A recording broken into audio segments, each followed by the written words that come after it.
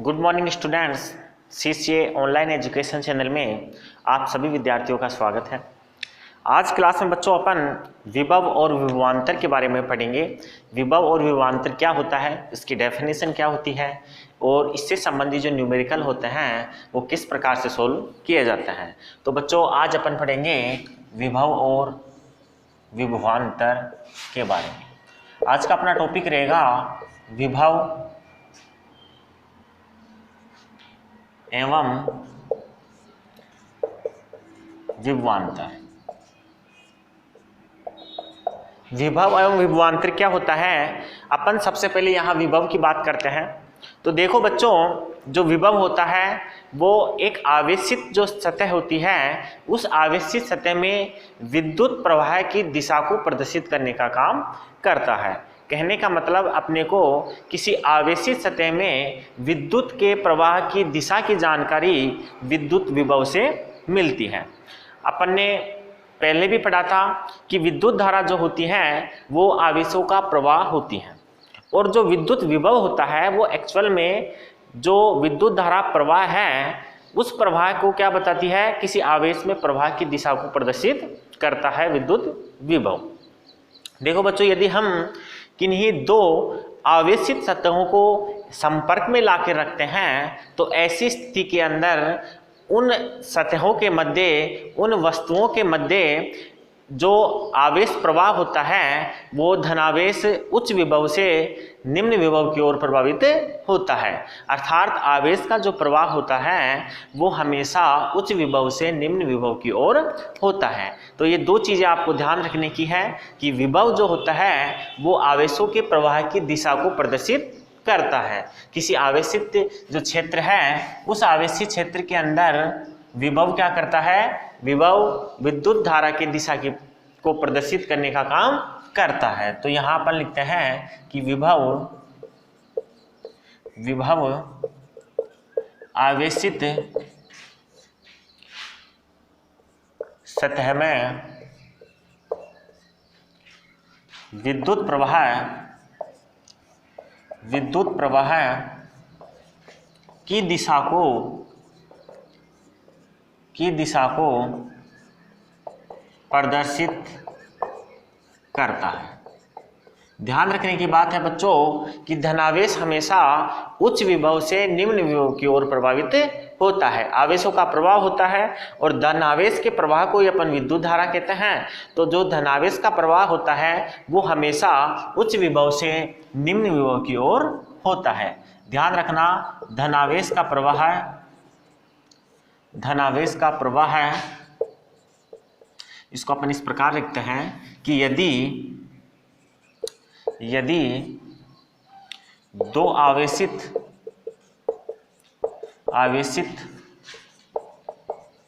वस्तुओं को संपर्क में रखा जाता है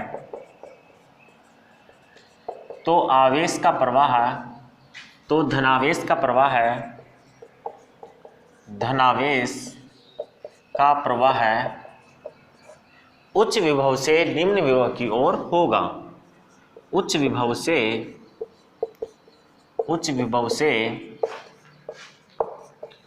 निम्न विभव की तरफ होता है।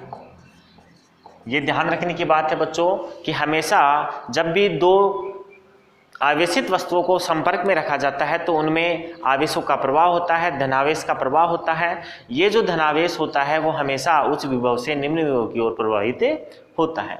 अब यहाँ ध्यान रखने की बात है बच्चों कि ये आवेश का प्रवाह तब तक होता है जब तक दोनों संपर्क की जो वस्तुएं हैं उसके अंदर आवेश बराबर मात्रा में ना हो जाए। विभव, दोनों का विभव जब समान हो जाएगा, दोनों आवेशित वस्तुओं का विभव जब समान हो जाता है तो ऐसी स्थिति के अंदर जो विद्युत का प्रवाह होता है वो रुक जाता है। अब जब दोनों ही स्थितियों के अंदर विभव समान हो जाएगा, दोनों आवेशित वस्तुओं का जो विभव होता है जब समान हो जाएगा तो विभव का जो अंतर होता है वो शून्य हो जाएगा। तो जब भी विभव का अंतर अर्थात विभवांतर शून्य हो जाता है तो ऐसी स्थिति के अंदर विद्युत धारा का प्रवाह बंद हो जाता है। तो अपन इसको एक बार लिखते हैं कि जब दोनों आवेशित वस्तुओं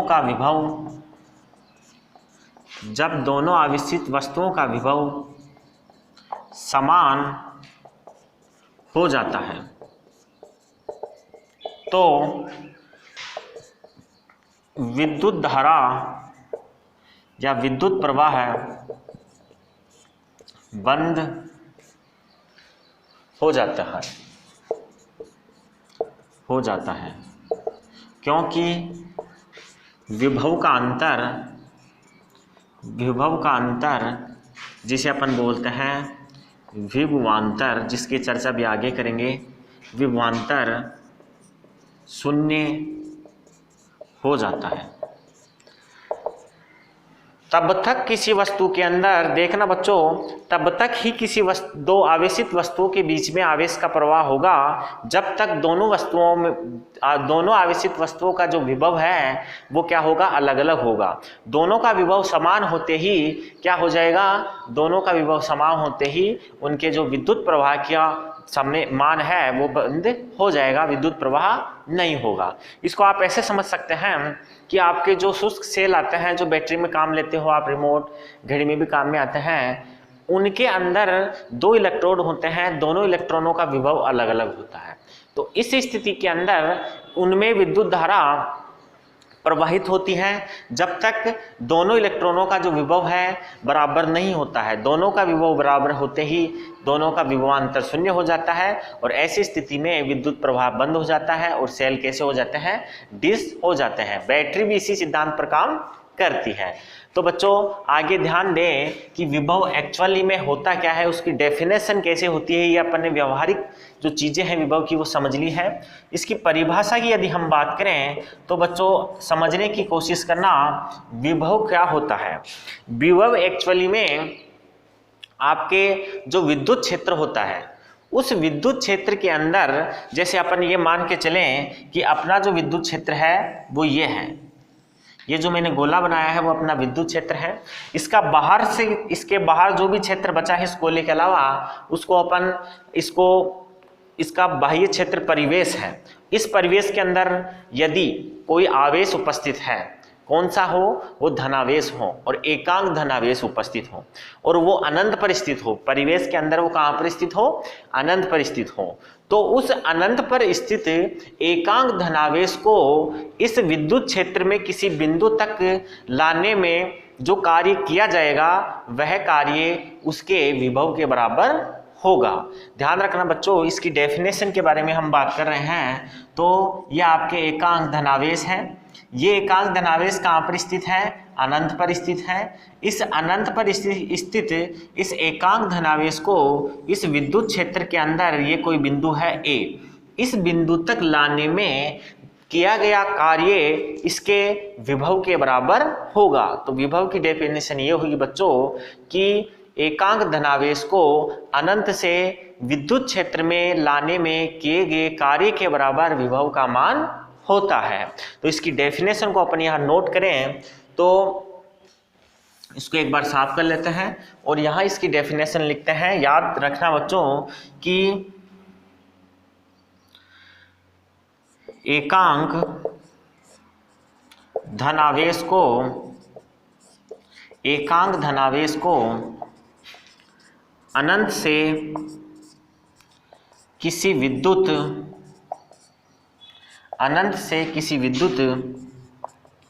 क्षेत्र में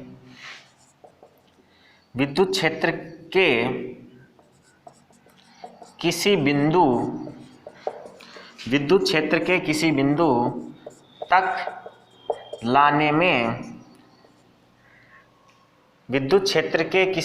तक लाने में किए गए कार्य के बराबर विभव का मान होता है। ध्यान रखना बच्चों, इसकी जो डेफिनेशन है वो ये याद रखना आपको, ऊपर वाला है वो समझने के लिए है, केवल विभव क्या होता है, किस लिए उपयोगी है, किस प्रकार से आवेश प्रवाह होते हैं विभव के आधार पे। डेफिनेशन ये होगी कि एकांक धनावेश को अनंत से किसी विद्युत क्षेत्र के किसी बिंदु तक लाने में किए गए कार्य के बराबर विभव का मान होता है। जैसे यदि हम यहाँ देखें कि विभव का जो मान होगा वह क्या होगा, अनंत, हाँ इसका बच्चों जो विभव का मान होगा वो होगा VA। VA क्या है, विभव है आपके, कब, ये है A बिंदु पर और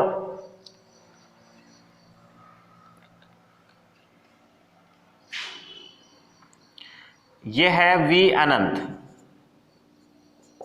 और इसका जो कार्य बटावा आवेश,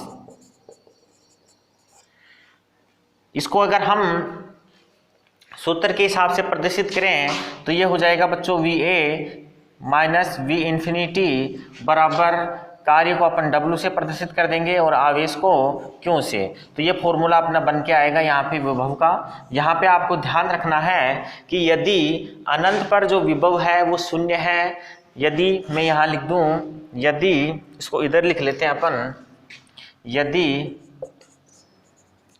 अनंत पर विभव बराबर शून्य है तो VA बराबर हो जाएगा आपके W बटे वे Q, यह आपके फॉर्मूला बन जाएगा यदि अनंत पर विभव का मान क्या होगा, शून्य हो जाएगा। तो आगे देखना है आपको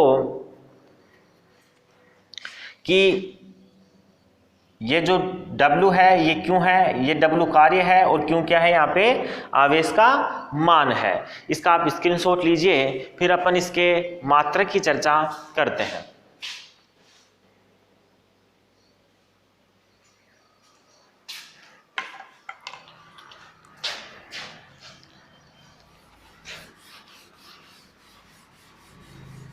देखो बच्चों ये विभव है, विभव के मात्रक की चर्चा अपन यहीं कर लेते हैं, फिर विभवांतर की बात करेंगे।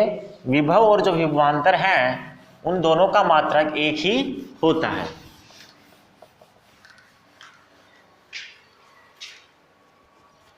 देखो बच्चों विभव का मात्रक है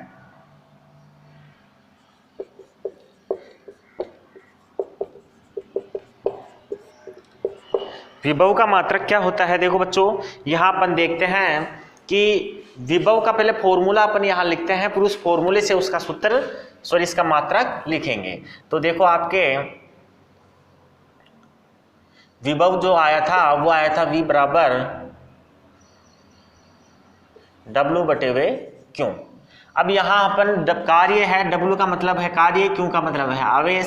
तो आपको पता होगा कि कार्य जो होता है उसका मात्रक होता है जूल और आवेश का मात्रक होता है कूलाम। तो अपन विभव के मात्रक को बोल सकते हैं जूल प्रति कूलाम। लेकिन ध्यान रखने की बात है बच्चों यहाँ पे कि विभव का जो मात्रक होता है वो मात्रक होता है आपके ऐसा ही मात्रक होता है वोल्ट। ऐसा ही मात्रक क्या होता है बच्चों, वोल्ट। तो अपन लिखते हैं विभव का ऐसा ही मात्रक वोल्ट, जिसको शॉर्ट रूप में V से भी प्रदर्शित किया जाता है, कैपिटल V से, वोल्ट होता है। यहाँ आपको ध्यान रखना है वोल्ट का मतलब जूल प्रति कूलाम ही होगा। वोल्ट का मतलब क्या होगा बच्चों, जूल प्रति कूलाम ही होगा। लेकिन ये क्या है, ऐसा ही मात्रक है। आगे हम देखते हैं कि जो विभवांतर होता है वो क्या होता है। विभवांतर की हम बात करते हैं यहाँ पे। तो देखो बच्चों विभवांतर क्या होता है कि किसी एक विद्युत क्षेत्र के अंदर, किसी विद्युत क्षेत्र के अंदर जो एक बिंदु है उस एक बिंदु से दूसरे बिंदु तक आवेश को ले जाने में किए गए कार्य के अंतर के बराबर क्या होता है, विभवांतर होता है। कहने का मतलब किसी एक एकांक धनावेश को विद्युत क्षेत्र में स्थित एक बिंदु से दूसरे बिंदु तक ले जाने में किए गए कार्य का जो अंतर होता है उसके बराबर आपका क्या होता है, विभवांतर होता है। तो मैं यहाँ इसको साफ करके विभवांतर की डेफिनेशन नोट कर देता हूँ। विभवांतर क्या होता है? विभवांतर। देखो बच्चों, किसी विद्युत क्षेत्र में स्थित एक बिंदु से एकांक धनावेश को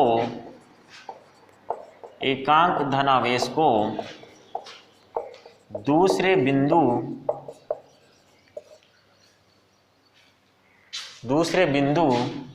तक ले जाने में किए गए कार्य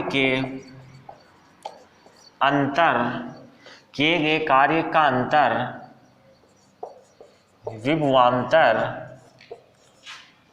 के बराबर होता है। ध्यान रखना बच्चों, किसी विद्युत क्षेत्र में स्थित एक बिंदु से एकांक धनावेश को विद्युत क्षेत्र में स्थित दूसरे बिंदु, यहां ध्यान रखना बच्चों कि विद्युत क्षेत्र में ही स्थित दूसरे बिंदु तक ले जाने में किए गए कार्य का अंतर विभवांतर के बराबर होता है।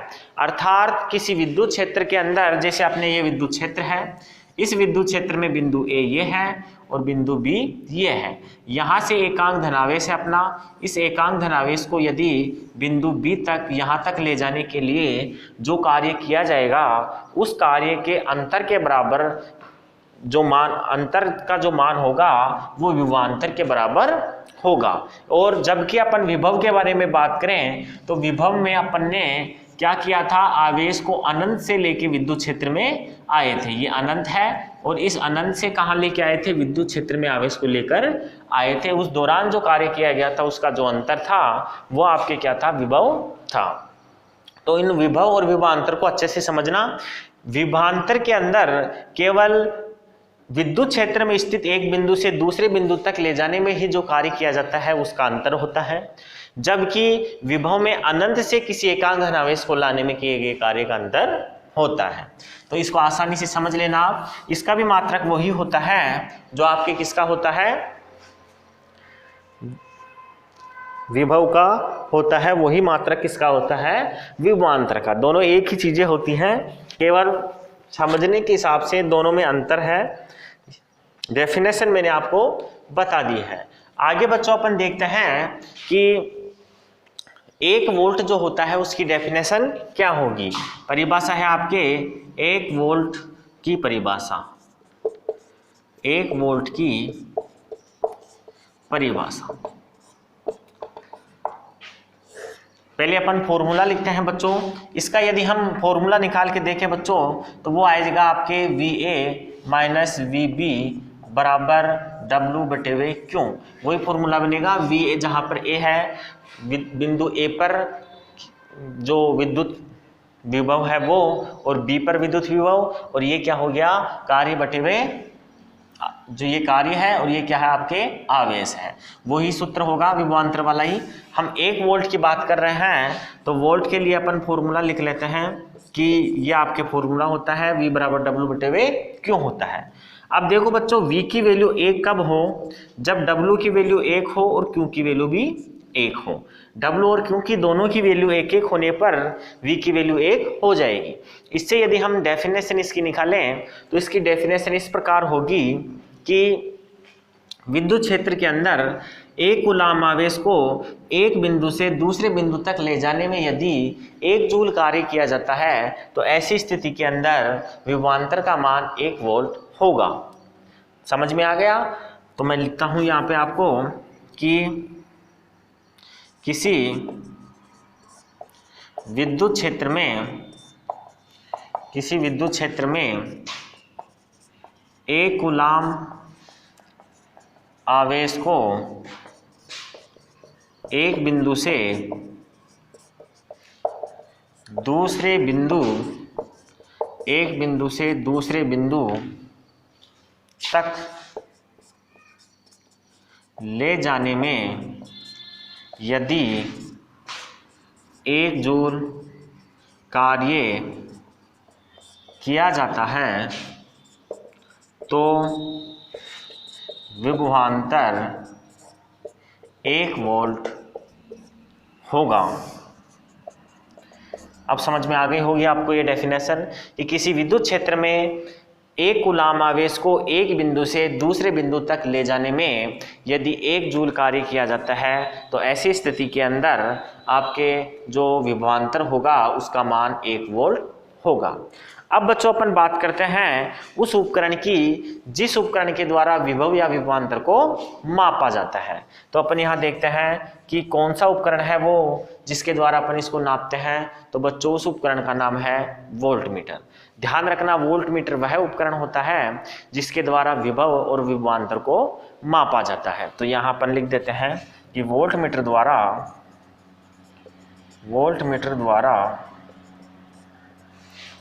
विभव व विभवांतर को मापा जाता है।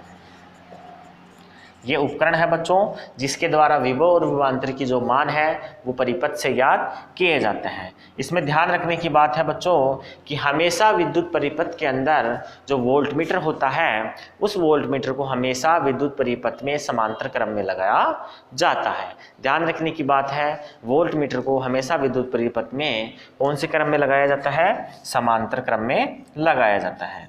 तो लिखते हैं इसे हमेशा विद्युत परिपथ में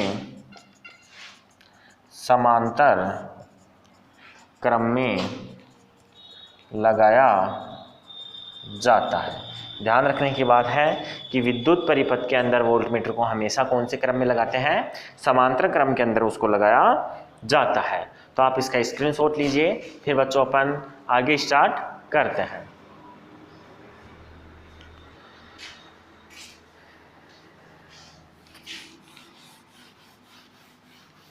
देखो बच्चों अभी अपन ने चर्चा की है विभव और विभवांतर के बारे में, उसके मात्रक के बारे में, उसका फॉर्मूला सूत्र जो है वो अपन ने लिख लिया है। उपकरण की बात अपन ने कर ली है कि किस उपकरण के द्वारा विभव और विभवांतर को मापा जाता है। अब अपन यहाँ पे कुछ क्वेश्चन देखते हैं जो इस फॉर्मूले के बेस पे एग्जाम में पूछे जाते हैं। तो बच्चों पहला क्वेश्चन आपके यहाँ पे मैं बोर्ड पे लिख रहा हूँ, जिसे आप उतारिए और इसी के साथ आप इसको सोल्व भी कीजिए साथ साथ। तो अपन पहला क्वेश्चन नोट कर रहा हूँ मैं बच्चों, किसी विद्युत परिपथ में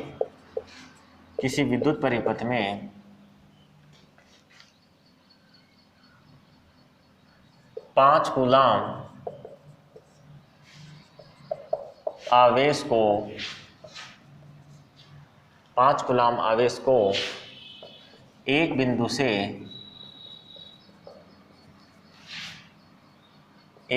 से दूसरे बिंदु तक ले जाने में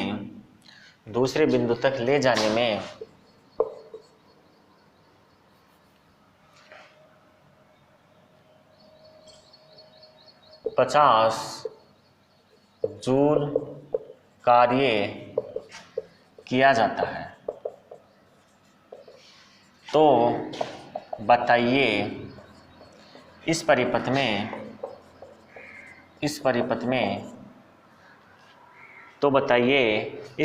में विभवांतर का मान कितना होगा। देखो बच्चों इस क्वेश्चन को अपन सोल्व करते हैं। तरीका वही है कि दिया गया है, क्या अपने को क्वेश्चन में दे रखा है, उस क्वेश्चन के बेस पे अपने को आगे उसको सोल्व करना है। तो देखो बच्चों इस क्वेश्चन में अपने को क्या दे रखा है, इसमें अपने को क्यू का मान दे रखा है 5 कूलाम और अपने को W का मान दे रखा है 50 जूल और 5 कूलाम दे रखा है। अपना फॉर्मूला जो होता है बच्चों वो होता है V बराबर W/Q। इस फॉर्मूले के अंदर वैल्यू पुट ऑन कीजिए।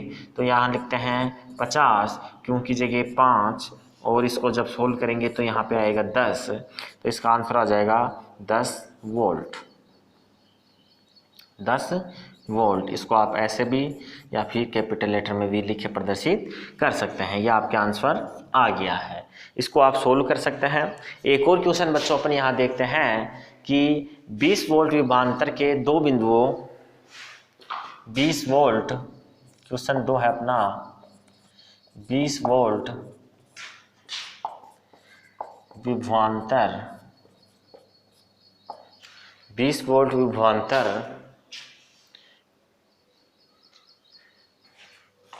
के दो बिंदुओं के बीच, के दो बिंदुओं के बीच 5 कूलाम आवेश, बिंदुओं के बीच 5 कूलाम आवेश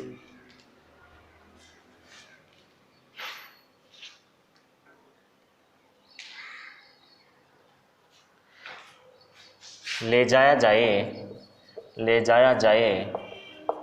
तो कार्य का मान ज्ञात कीजिए। देखो बच्चों, इसमें आपको कार्य का मान ज्ञात करना है। दिया गया क्या है पहले वो देखना है। क्वेश्चन में अपने को क्या दे रखा है पहले इस बात का ध्यान रखना है। तो यहाँ क्वेश्चन में आपको V की वैल्यू दे रखी है 20 वोल्ट और आपको Q की वैल्यू दे रखी है 5 कूलाम। आगे हम बात करें तो इसका फॉर्मूला जो होता है वो होता है V बराबर W/Q। V की वैल्यू यहाँ पे आप लिखो दो 20, W की वैल्यू ज्ञात करनी है, Q की वैल्यू 5 है। W की वैल्यू ज्ञात करने के लिए इसको वज्र गुणा कर देंगे तो बच्चों ये हो जाएगा W बराबर 20 × 5, तो W बराबर 100 जूल। ये आपके आंसर आ जाएगा इस क्वेश्चन का कि इस दौरान आपको कार्य कितना करने पड़ेगा, 100 जूल कार्य करना पड़ेगा। इन दोनों का आप स्क्रीनशॉट लीजिए, फिर अपन आगे बात करते हैं।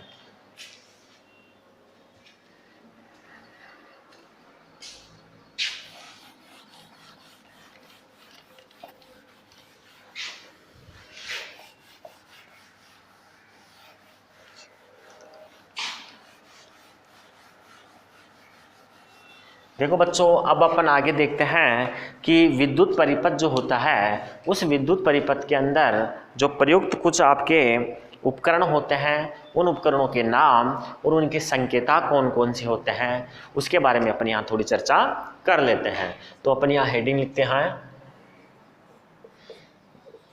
विद्युत परिपथ में प्रयुक्त उपकरण एवं उनके संकेतांक।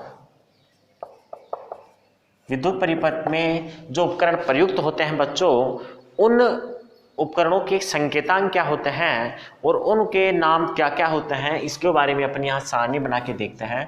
तो देखो बच्चों, सबसे पहले अपन लिखेंगे क्रम संख्या, उसके बाद लिखेंगे उपकरण का नाम, उसके बाद लिखेंगे उसका संकेतांक। तो अपन इसको यहाँ से अलग करके एक एक के नाम लिखेंगे। सबसे पहले बच्चों अपन यहाँ बात करते हैं, सबसे पहला जो है आपके वो है सेल। विद्युत परिपथ के अंदर जो सेल प्रयुक्त होता है उसके लिए आप इस प्रकार से एक बड़ी लाइन एक छोटी लाइन खींच सकते हैं। ये संकेतांक है आपको सेल को प्रदर्शित करने का। इसमें आपको ध्यान देने की बात है बच्चों कि ये बड़ी वाली जो लाइन है ये लाइन आपके प्लस के टर्मिनल को, धनात्मक टर्मिनल को ये प्लस वाली लाइन बड़ी वाली लाइन और ऋणात्मक टर्मिनल को आपके छोटी वाली लाइन प्रदर्शित करेगी। दूसरा है आपके यहाँ बैटरी। देखो बच्चों बैटरी होता क्या है, बैटरी सेलों का संयोजन होती है जिसके अंदर दो या दो से अधिक सेल आपस में जुड़े होते हैं, उसको बैटरी बोलते हैं। तो आपको इन सेलों को दो या दो से अधिक को जोड़ना है। यहाँ आपको ध्यान देना है, ये पहला सेल है इसका प्लस वाला, ये छोटा वाला माइनस का। अब इस छोटे वाले को बड़े वाले से जोड़ना है, अर्थात माइनस वाले को प्लस वाले से जोड़ना है। इसके बाद आपके ये क्या आ गया, छोटा वाला। फिर अगर हम एक और 3 सेलों वाली बैटरी प्रयुक्त करते हैं तो ये इस प्रकार से अपन क्या करेंगे, लिख देंगे। ये प्लस वाला है, ये माइनस वाला है। ध्यान रखना माइनस को प्लस से जोड़ के यहाँ पे आप देखो तो देखो 1 2 और ये 3 सेलों का संयोजन है, अर्थात इस बैटरी के अंदर 3 सेल जुड़े हुए हैं। ये प्लस का, फिर ये माइनस का, फिर प्लस का, फिर माइनस, प्लस माइनस, ऐसे आपको जोड़ के किसका संयोजन करना है, बैटरी का संयोजन होगा सेलों को जोड़ने से। आगे हम प्रयोग करते हैं यहाँ पे बच्चों, वो है आपके कुंजी। कुंजी को बोलते हैं स्विच। स्विच के नाम से आपको जानते होंगे आप इसे। कुंजी है, बटन है। उसके लिए आप संकेतांक की अगर हम बात करें तो यहाँ पे आपके ये संकेतांक प्रयुक्त होता है। ये संकेतांक प्रयुक्त होता है बच्चों, इसमें ध्यान रखना कुंजी 2 प्रकार की होती है, एक होती है खुली और एक होती है बंद। देखो बच्चों, इसके अंदर विद्युत धारा प्रवाहित नहीं हो रही है, और ये आपके जो स्विच है ये कैसा है, ये इसमें विद्युत धारा प्रवाहित हो रही है। ये है खुला बंद, स्विच ऑफ ऑन। इसमें आप लिख सकते हैं स्विच ऑन, और इस स्थिति में ये आपके कुंजी जो है वो कैसी है, स्विच ऑफ की स्थिति में है। इसके बाद अपन देखते हैं यहाँ पे प्रतिरोध। आगे देखते हैं प्रतिरोध को किस प्रकार से प्रदर्शित किया जाता है।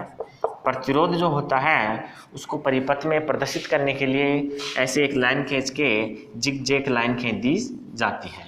इस जिगजैग टेढ़ी-मेढ़ी लाइन को प्रतिरोधों के द्वारा प्रतिरोध का संकेतांक समझा जाता है। आगे हम बात करते हैं यहाँ धारा नियंत्रक। धारा नियंत्रक, धारा नियंत्रक की बात करें बच्चों तो धारा नियंत्रक के लिए भी एक ऐसी टेढ़ी-मेढ़ी लाइन खींच के उसके ऊपर क्या किया जाता है, ऐसे एक तीर का चिन्ह लगा दिया जाता है। ये धारा नियंत्रक को प्रदर्शित करने वाला संकेतांक है। इसके बाद बच्चों अपन देखते हैं एमीटर। एमीटर के बारे में अपन ने बात की थी। एमीटर क्या करता है, विद्युत धारा के मान को परिपथ में पढ़ने का काम करता है। तो एमीटर को लिखने के लिए ऐसे गोला बना के उसके अंदर ए लिख दिया जाता है। इसका एक सिरा प्लस का होता है, एक सिरा माइनस का, अर्थात एक धनायन से एक ऋणायन से इसका सिरा जुड़ा होता है। इसके बाद अपन लिखते हैं वोल्ट मीटर। वोल्ट मीटर के लिए बच्चों ध्यान रखना ऐसे ही एक गोला बना के उसके अंदर वी लिख दिया जाता है, एक प्लस का और ये माइनस का। एक आता है आपके गैल्वेनोमीटर।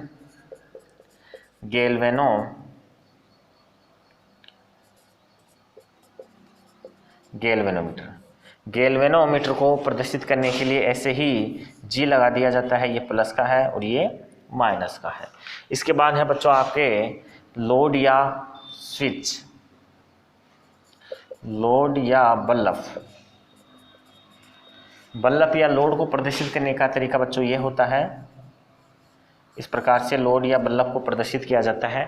तो ये कुछ संकेतांक हैं, कुछ उपकरण के नाम हैं जो आपको ध्यान रखने हैं। इसके आधार पर आपको जो परिपथ है उस परिपथ को तैयार करना पड़ता है। तो आज की क्लास आपकी यहीं तक रहेगी। नेक्स्ट क्लास में इसके आगे हम पढ़ेंगे ओम का नियम। थैंक यू, धन्यवाद।